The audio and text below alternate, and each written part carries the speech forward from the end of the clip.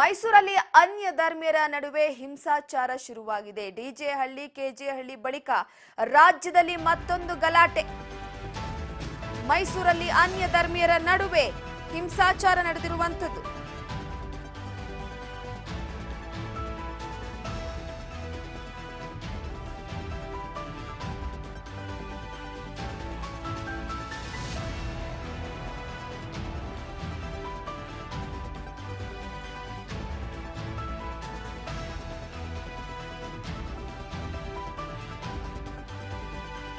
ಗುಂಪುಗಳ ಗಲಾಟೆಗೆ ಕಾರಣವಾಯಿತು ಆ ಒಂದು ಪೋಸ್ಟ್.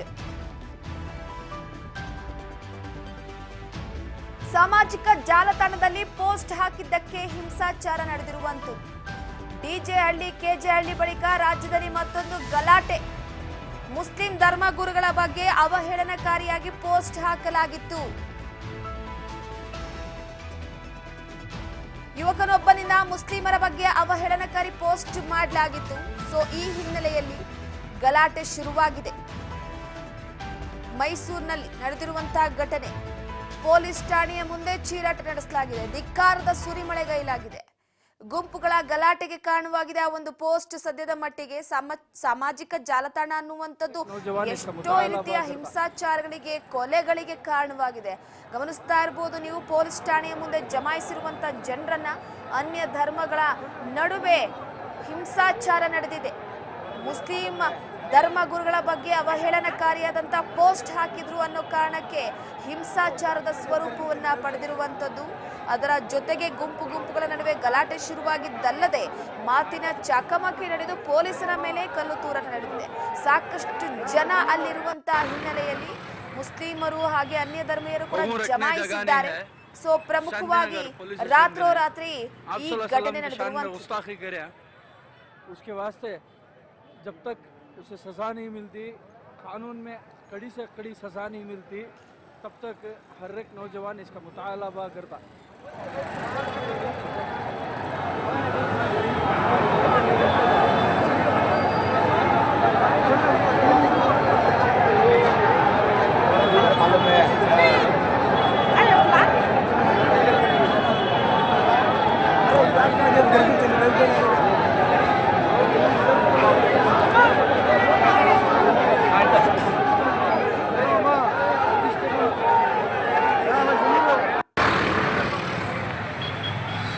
कहूँ रखने जगह नहीं है। शांतिनगर पुलिस स्टेशन ने आप सल्लल्लाहु अलैहि वसल्लम की शान में गुस्ताखी करे। उसके वास्ते जब तक उसे सज़ा नहीं मिलती, कानून में कड़ी से कड़ी सज़ा नहीं मिलती, तब तक हर एक नौजवान इसका मुतालबा करता।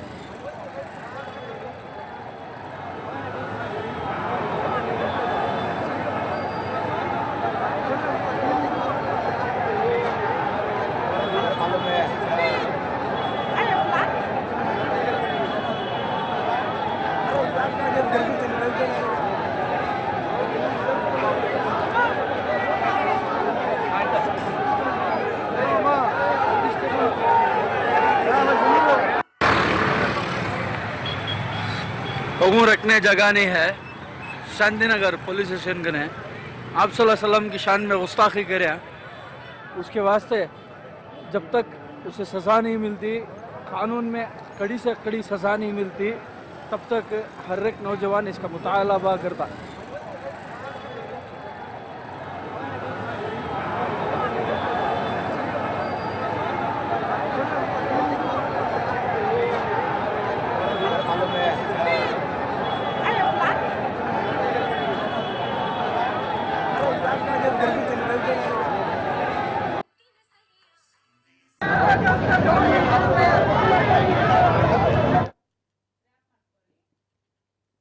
ಎಸ್, ಮೈಸೂರಿನಲ್ಲಿ ಅನ್ಯ ಧರ್ಮದ ನಡುವೆ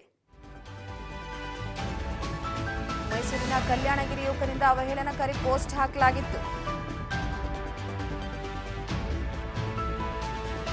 ಮುಸ್ಲಿಂ ಧರ್ಮಗುರುಗಳ ಬಗ್ಗೆ ಅವಹೇಳನಕಾರಿಯಾಗಿ ಪೋಸ್ಟ್ ಹಾಕಲಾಗಿತ್ತು. ಈ ಹಿನ್ನೆಲೆಯಲ್ಲಿ ಮುಸ್ಲಿಂ ಸಮುದಾಯದ ನಾಯಕರುಗಳು ರಾಹುಲ್ ಅಖಿಲೇಶ್ ಕೇಜ್ರಿವಾಲ್ ಚಿತ್ರದ ಮೇಲೆ ಸಾಲುಗಳನ್ನು ಹಾಕಲಾಗಿತ್ತು.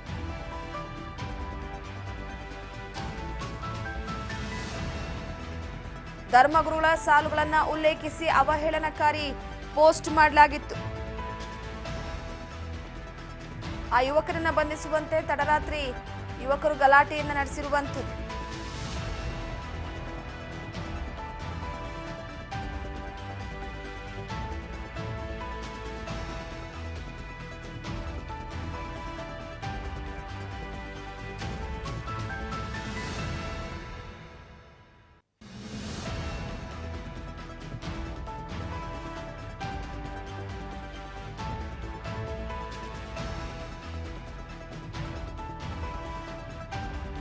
ಎಸ್, ಪ್ರಮುಖವಾಗಿ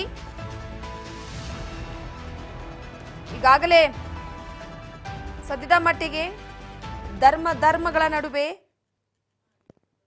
ಹಾಗೆ ಕೋಮುಗಳ ಗಲಭೆಗಳು ಜಾಸ್ತಿ ಆಗ್ತಾ ಇದೆ.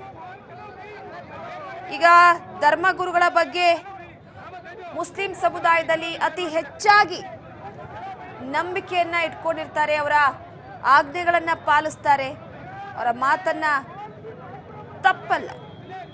ಮುಸ್ಲಿಂ ಧರ್ಮಗುರುಗಳ ಬಗ್ಗೆ ಪೋಸ್ಟ್ ಹಾಕಿದ ವಿಚಾರಕ್ಕೆ ಸಂಬಂಧಪಟ್ಟಂತೆ ಈಗ ಒಂದು ಕಡೆ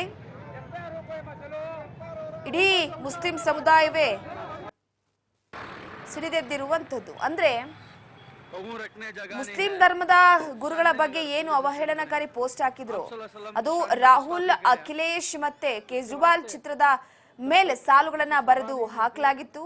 ಸೊ ಕೇಜ್ರಿವಾಲ್ ಚಿತ್ರದ ಮೇಲೆ ಸಾಲುಗಳನ್ನ ಬರೆದದ್ದು ಓಕೆ, ಆದ್ರೆ ಮುಸ್ಲಿಂ ಧರ್ಮಗುರುಗಳ ಸಾಲುಗಳನ್ನ ಉಲ್ಲೇಖಿಸಿ ಅವಹೇಳನಕಾರಿ ಪೋಸ್ಟ್ ಮಾಡಲಾಗಿತ್ತು. ಆ ಯುವಕರನ್ನ ಬಂಧಿಸುವಂತೆ ತಡರಾತ್ರಿ ಯುವಕರು ಗಲಾಟೆಯನ್ನ ನಡೆಸಿರುವಂತದ್ದು, ಮುಸ್ಲಿಂ ಭಾವನೆಗಳಿಗೆ ನೋವುಂಟು ಮಾಡಿದ್ದಾರೆ. ಈ ಹಿನ್ನೆಲೆಯಲ್ಲಿ ಆತನನ್ನ ಬಂಧಿಸಬೇಕು ಅಂತ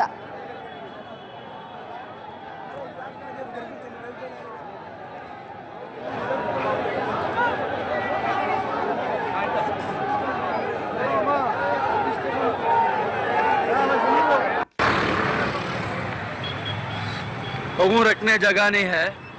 शांतिनगर पुलिस स्टेशन ने आप सल्लल्लाहु अलैहि वसल्लम की शान में गुस्ताखी करे, उसके वास्ते जब तक उसे सज़ा नहीं मिलती, कानून में कड़ी से कड़ी सज़ा नहीं मिलती, तब तक हर एक नौजवान इसका मुतालबा करता।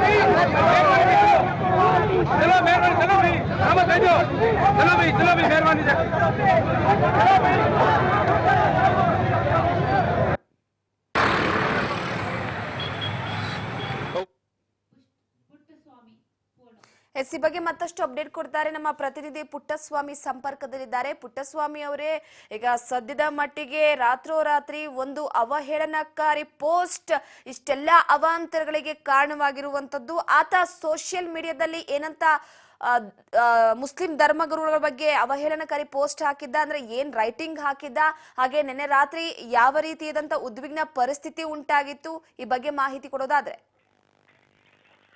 ರೂಪಾ, ಏನು ನಿನ್ನೆ ತಡರಾತ್ರಿ ಮೈಸೂರಿನಲ್ಲಿ ಉದಯಗಿರಿ ಅಂತಕ್ಕಂಥ ತ್ರಿವೇಣಿ ಸರ್ಕಲ್ ನಲ್ಲಿ ನಡೆದಿರ್ತಕ್ಕಂತಹ ಘಟನೆ ಅಂತಾನೆ ಹೇಳ್ಬೋದು. ಸೊ ಈ ಒಂದು ಘಟನೆ ಏನು ರಾಹುಲ್ ಗಾಂಧಿ ಮತ್ತೆ ಕೇಜ್ರಿವಾಲ್ ರವರ ಮತ್ತೆ ಮುಖೇಶ್ ಯಾದವ್ ಅವರ ತಲೆಯ ಮೇಲೆ ಒಂದು ರೀತಿಯ ಮಹಮ್ಮದ್ ಪೈಗಂಬರ್ ರವರ ಸ್ಲೋಗನ್ ಗಳನ್ನ ಹಾಕಿ ಅವ್ರನ್ನ ಅವಹೇಳನಕಾರಿಯ ರೀತಿಯಲ್ಲಿ ಪೋಸ್ಟ್ ನ ಸಾಮಾಜಿಕ ಜಾಲತಾಣದಲ್ಲಿ ಹರಿದಾಡಲು ಬಿಟ್ಟಿದ್ರು. ಸೊ ಆ ಒಂದು ವಿಚಾರವನ್ನು ತಿಳಿದ ನಂತರವೇ ಪೊಲೀಸರು ಅವರ ಮೇಲೆ ಸೊಮೋಟೋ ಕೇಸನ್ನ ದಾಖಲಿಸಿದ ನಂತರ ಉದಯಗಿರಿ ಪೊಲೀಸ್ ಠಾಣೆಗೆ ಉದಯಗಿರಿಯ ನಿವಾಸಿಗಳಾದಂತಹ ಮುಸ್ಲಿಂ ಸಮುದಾಯ ಸುಮಾರು 3,000ಕ್ಕೂ ಹೆಚ್ಚಿನ ಜನ ಠಾಣೆಯ ಮುಂದೆ ಜಮಾವಣೆಗೊಳ್ತಾರೆ. ಸೊ ಆ ವಿಚಾರವಾಗಿ ಟೊಮೊಟೊ ಕೇಸನ್ನು ದಾಖಲಿಸಿ ಅರೆಸ್ಟ್ ಮಾಡಿದೀವಿ ಅಂತ ಹೇಳಿದ್ರು ಕೂಡ ಪೊಲೀಸ್ ಠಾಣೆಗೆ ಮುತ್ತಿಗೆ ಹಾಕುವಂತಹ ಕೆಲಸವನ್ನು ಕೂಡ ಮಾಡ್ತಾರೆ. ಸೊ ಅದಾದ ನಂತರ ಕೆಲವು ಮುಖಂಡರುಗಳು ಮತ್ತೆ ಅವರು ಬಂದು ಮಾತಿನ ಚಕಮಕಿಯೂ ಕೂಡ ಮುಖಂಡರುಗಳ ಜೊತೆಯಲ್ಲಿ ಮತ್ತೆ ಅಲ್ಲಿ ಸೇರಿದಂತಹ ಮುಸ್ಲಿಂ ಸಮುದಾಯದ ಜೊತೆಯಲ್ಲಿ ಪೊಲೀಸರ ನಡುವೆ ಚಕಮಕಿಯೂ ಕೂಡ ಮಾತಿನ ಚಕಮಕಿಯೂ ಕೂಡ ನಡೀತದೆ.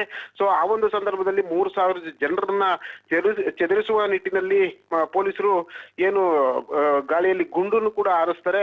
ಸೊ ಆ ಒಂದು ಸಂದರ್ಭ ಜನರು ಅಲ್ಲಿದ್ದಂತಹ ಮುಸ್ಲಿಂ ಸಮುದಾಯ ಚದುರುಗೊಂಡು ಅಲ್ಲಿದ್ದಂತಹ ಮುಖಂಡರುಗಳ ಜೊತೆಯಲ್ಲಿ ಚರ್ಚೆ ಮಾಡಿ ಪೊಲೀಸ್ ಇಲಾಖೆಯು ಕೂಡ ಅವರ ಜೊತೆಯಲ್ಲಿ ಚರ್ಚೆಯನ್ನ ಮಾಡಿ ಏನು ಸಾಮಾಜಿಕ ಜಾಲತಾಣದಲ್ಲಿ ಪೋಸ್ಟ್ನ ಅವಹೇಳನಕಾರಿ ಪೋಸ್ಟ್ನ ಜಾರಿಯಾಗಿತ್ತು ಆ ಒಂದು ವಿಚಾರಕ್ಕೆ ಸಂಬಂಧಿಸಿದಂತೆ ಆ ವ್ಯಕ್ತಿಯನ್ನ ಕೂಡ ಬಂಧನದಲ್ಲಿ ಇಟ್ಟಿದ್ದೇವೆ. ಹಾಗಾಗಿ ತಾವು ತಾಳ್ಮೆಯಿಂದ ಇರಬೇಕು, ಅವ್ರ ಮೇಲೆ ಶಿಸ್ತಿನ ಕ್ರಮವನ್ನ ಜರುಗಿಸ್ತೇವೆ, ಕಾನೂನು ಕ್ರಮವನ್ನ ಜರುಗಿಸ್ತೇವೆ ಅಂತಕ್ಕಂತಹ ವಿಚಾರಗಳನ್ನ ಮಾತನಾಡಿ ರಾತ್ರಿ ಸುಮಾರು 10-10:30 ಸಂದರ್ಭದಲ್ಲಿ ಆ ಎಲ್ಲಾ ಜನರನ್ನ ವಾಪಸ್ ಕಳಿಸಿರ್ತಕ್ಕಂಥದ್ದು. ಮತ್ತೆ ಇಲ್ಲಿನ ಪರಿಸ್ಥಿತಿಯನ್ನು ನೋಡಿದಾಗ ಆ ವ್ಯಕ್ತಿ ಹಿಂದೂ ಸಮುದಾಯದ ವ್ಯಕ್ತಿ ಆಗಿದ್ದಾನೆ ಅಂತಕ್ಕಂಥದ್ದು ಕೂಡ ಮೇಲ್ನೋಟಿಗೆ ಕಂಡು ಬರ್ತಾ ಇರ್ತಕ್ಕಂಥದ್ದು. ಎಲ್ಲ ಒಂದ್ ಕಡೆ ಮುಂಜಾಗ್ರತಾ ಕ್ರಮವಾಗಿ ಹಿಂದೂ ಮುಸ್ಲಿಂ ಗಲಾಟೆ ಆಗಬಹುದು ಅನ್ನುವಂತಹ ಮುಂಜಾಗ್ರತಾ ಕ್ರಮವಾಗಿ ಈ ಬಿಗುವಿನ ವಾತಾವರಣವೂ ಕೂಡ ಸೃಷ್ಟಿಯಾಗಿದೆ.